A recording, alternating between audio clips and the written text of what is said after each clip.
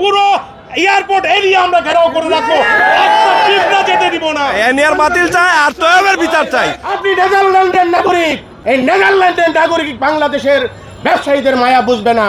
ব্যবসায়ীরা কোথায় যাবে? আজকে 3 মাস ধরে আমরা রাস্তায়, দোকানপাট বন্ধ। ভিআইপি দিয়ে যাবেন, পুরো ঢাকা শহর, পুরো এয়ারপোর্ট এরিয়া আমরা ঘেরাও করে রাখবো, একটা পিঁপড়া যেতে দিব না। ভিআইপি থেকে আমরা কিভাবে নামাতে হয় আমাদেরকে শিখিয়ে গেছে 1971, 2024।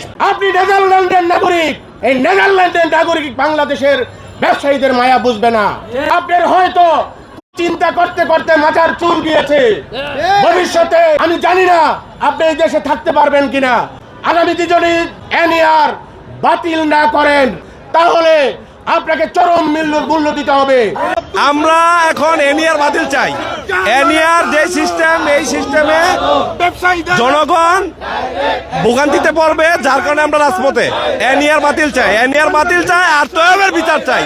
তৈয়ব ঘুষ খায়া আমাদের রাজপথে, আমাদের ব্যবসা বাণিজ্য অনেক ক্ষতিগ্রস্ত। আমরা তৈয়বের বিচার চাই। আপনি বাংলাদেশের কোন এয়ারপোর্ট দিয়ে দেশ ত্যাগ করতে দিব না। প্রয়োজনে আমরা এয়ারপোর্ট ঘেরাও করব, এক একটা প্যাসেঞ্জারকে চেক করে আমরা ভিতরে ঢুকাবো।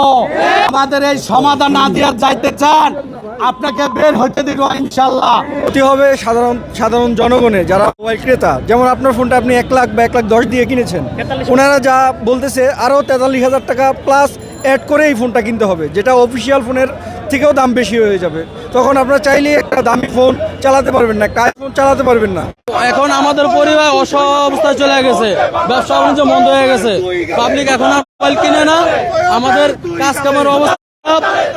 আমাদের ব্যবসায়ীরা, হাজার হাজার ব্যবসায়ী ব্যাংকের ঋণ নিয়ে দীর্ঘদিন যাবৎ ব্যবসা করতেছে এবং তারা রাস্তায়, আজকে রাজপথে আপনারা দেখতে পাচ্ছেন। এই ব্যবসায়ীরা কোথায় যাবে? আজকে 3 মাস ধরে আমরা রাস্তায়, দোকানপাট বন্ধ। আমাদের লোন পরিশোধ করতে পারছি না। ব্যাংকের যে লোন, প্রতিটা ব্যবসায়ী লোনের সাথে জড়িত এবং এটা সরকারের অবিলম্বে এনআর সিস্টেম বন্ধ করে আমাদের ব্যবসা করার সুযোগ দিতে হবে।